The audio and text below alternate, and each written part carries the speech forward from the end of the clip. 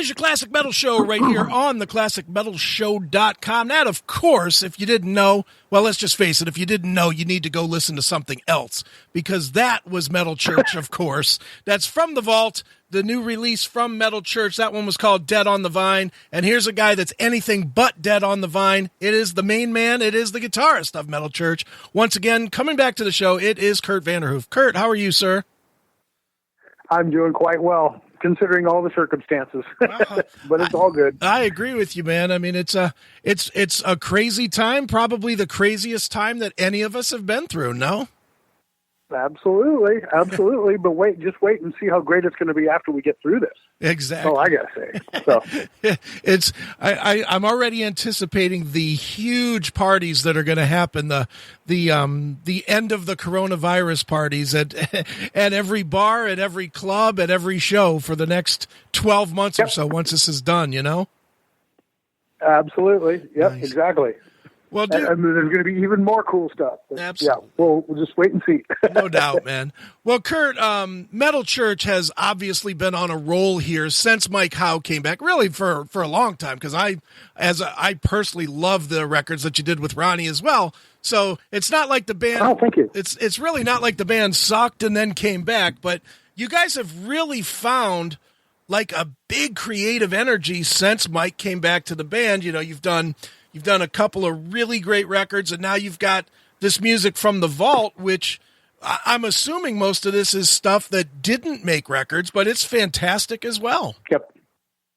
Well, thank you very much. Yeah, it's all stuff, since Mike came back, and it's all the current lineup. So, yeah, it's all just, it's just stuff we had, and since we weren't going to be doing anything until after a new actual studio album, it's like, wow, it's a perfect time to put some of this stuff out and put it to use if we can, make it worthy. We didn't want to throw out a bunch of direct. Right. But, we had a bunch of leftover stuff and unfinished stuff and stuff that we forgot about that was like, hey, yeah, this is actually pretty good. Tweak it a little bit, polish it up here. This is going to be pretty good. So we just started going through all the stuff that we had in the archives, in the vault, air quotes, and came up with this. Well, it's a fantastic listen, and it's a fun look into the last few years of Metal Church, because I think a lot of people will listen to it. I think the reaction you're probably going to get when the record finally hits and people can hear all of it is you're going to find people that are going to pick it apart and say, well, this should have been on that record, and this should have been on that record. Oh, it's already started. That's already started. Well, and as it should, because like Dead on the Vine, the one that we just played, that's as good as anything on the last record. Anything. Oh, well, thank you. Well, Kurt, it was just kind of an unfinished track. Yeah, okay. From the last record, it just kind of fell out of sight for whatever reason. Not because we didn't like it, but we just had enough going on and just kind of went, we forgot about this song. Is that the product of you guys collectively, or you as the main writer for the band, just not feeling that it matches the direction of the rest of the record, or you're just not feeling that riff or that record at the time, or what? I think with that and a couple of the tunes that we kind of polished up, those are songs that just, for whatever reason, and I don't even specifically know why, they just kind of didn't get finished. Okay. I don't know why. I think we kind of just finished up. We had a whole bunch. I like to, put a record together with, a bunch of songs, a bunch of extra stuff I'll write and demo up, and then we'll learn a bunch of stuff. And then we ended up finishing the record. Okay. And then those songs just never got any attention.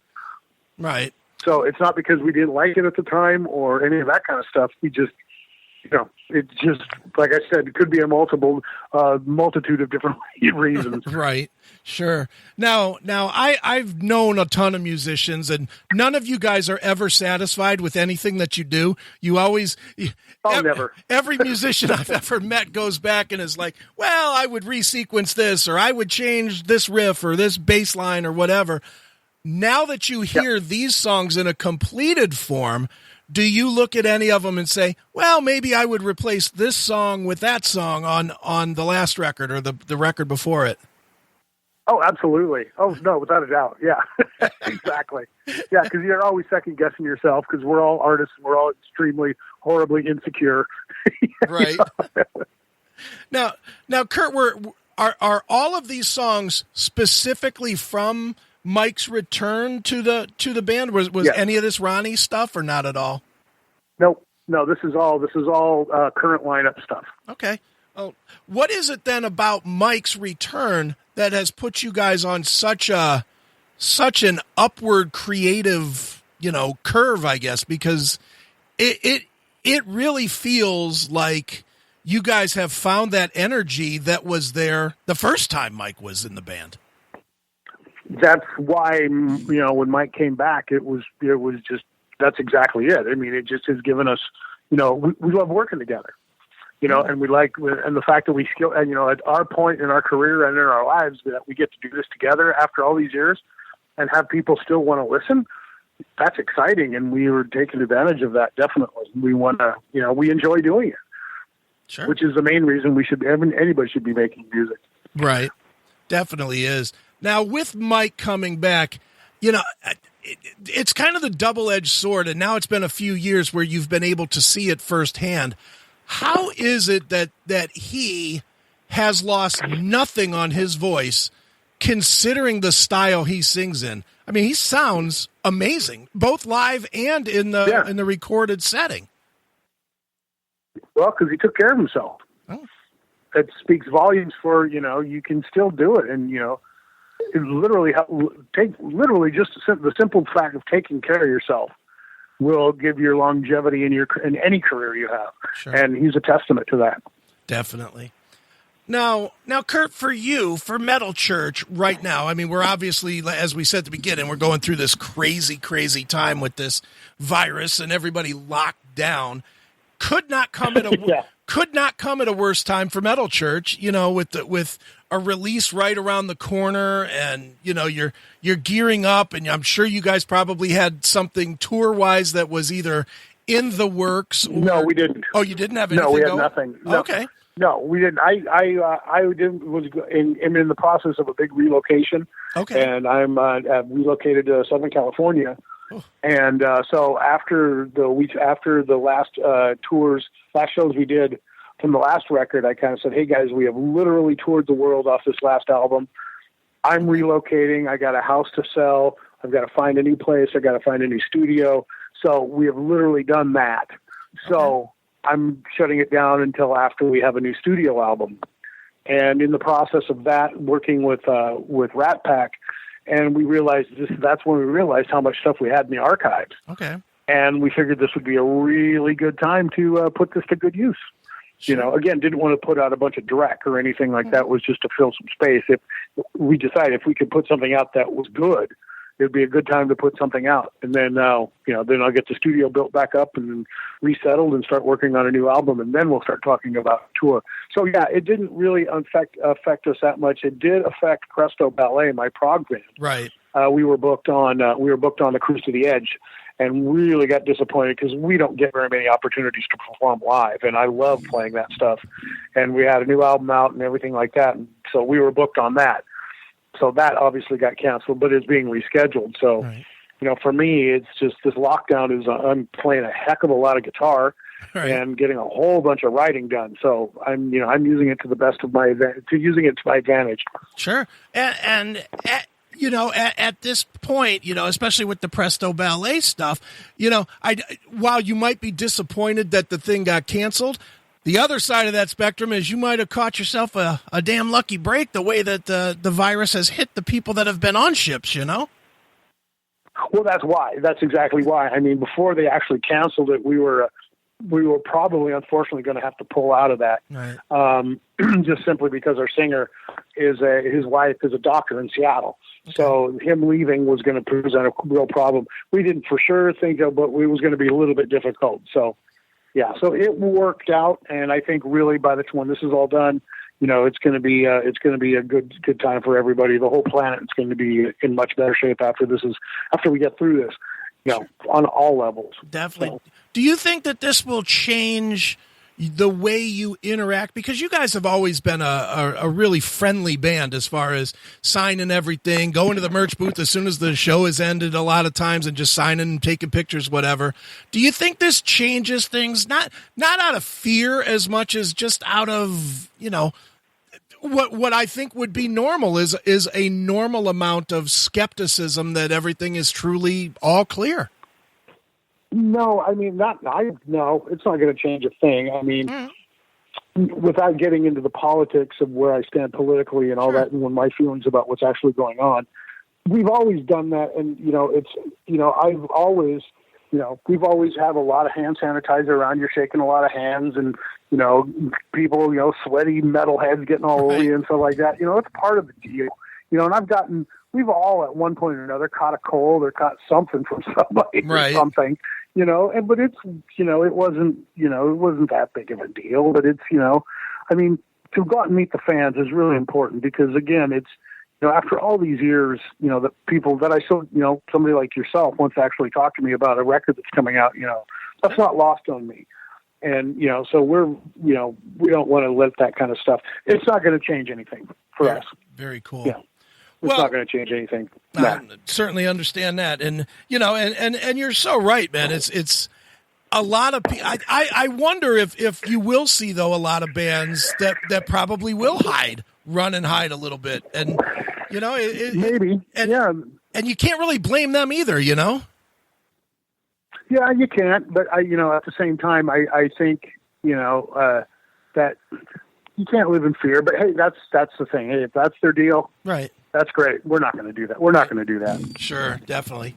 Well, Kurt, I had a chat with a guy that you know quite well on Monday, and he raved and raved about you, and I wanted to hear what you think of him. I chatted with Michael Alago on Monday about his new book, and he could not say enough nice things about you. He called you, quote unquote, the most creative force on guitar I've met. Oh, wow. Wow. That's high praise indeed. Yeah. So Mike, he's a lovely person. He's one of my best friends. And, him and I go way back, obviously. Sure. And one of those friendships that we've built and continued over all these years. And he is he is a star. He's just a diamond. Love him to pieces. Sure. And I'll say one thing: the guy can talk. What were you interviewing him for? Was it for the radio? Does he have a new book or a movie coming out? Yeah, he has a new book called "I Am Michael Alago." It's Oh, that's right. Yeah, okay, that is right. It's about that. Yeah, that is. Yeah, I knew that was coming. I didn't remember when the date was. Yeah, awesome. It's a fantastic. I'm not all the way through it. I'm going to imagine you're in it here somewhere because he talks about everybody that he worked with, and it's a cool book. And I had not met him before. I've obviously heard the name, but wow, what a character! Certainly, yeah. Yeah. Oh God. Yeah. Totally. Yeah. And what a track record. The people that he's worked with, and it's unbelievable. It's a who's who of the music business. And it's funny because when I was talking to him and your name came up in this, one of the things that if you really look past the names of the bands and say, yeah, well, I know them and I know them and I know them, and you dig into the music that the people make, he seems to have an ear or a sense about those of you, yourself specifically included, that are creative beyond the level of the normal person. I'll point to you specifically because of your ability to do like Presto Ballet as well as Metal Church, two widely different styles, and you do it flawlessly. Yeah. And the same with like a Rob Zombie, who's amazingly creative visually as well as musically. And of course, Metallica, who has always been able to just do something completely different of what you expect. It's very strange that this one guy could meet and hear and just see that, like that. It's very odd. How did he draw himself to that, or did it go to him? I mean, did it come to him? Yeah. How did he get that within his sphere of influence? Yeah. Pretty amazing, but I think people like that seek out other people like that. Sure. And even though he's not actually a musician, he's the perfect example of someone who listens correctly. You know, he listens, you know, certainly there's different kinds of music that other people work in, but as far as a hard rock, heavy metal thing, you know, his ears were attuned to they're attuned to what it's really about. Right. And that's, I think, what Michael tapped into. Definitely, man. Well, he definitely tapped into something good, which has given me 30 plus years of great listening. That, of course, being Metal Church. And Metal Church, of course. Oh, thank you, man. And you guys obviously have this brand new release that's, when is it coming out now? Has it changed? Has the date changed? The 10th. The 10th April of 10th. April? Awesome. Well, people should definitely check it out. It's called From the Vault. It's Metal Church. And Kurt, as a tradition on the show, we always let the artist pick a closing track from the record. Maybe tell us a quick story about it. So what would you like us to wrap this one up with? Above the Madness. Okay. And why that's basically kind of about, well, I mean, it's actually timely, even though we didn't know that what would be going on. But it's a matter of having faith in crazy times and realizing that there's something bigger at work and living above the madness. Well, there we go. Well, let's check it out right now. It is Above the Madness. It is Metal Church right here on your Classic Metal Show.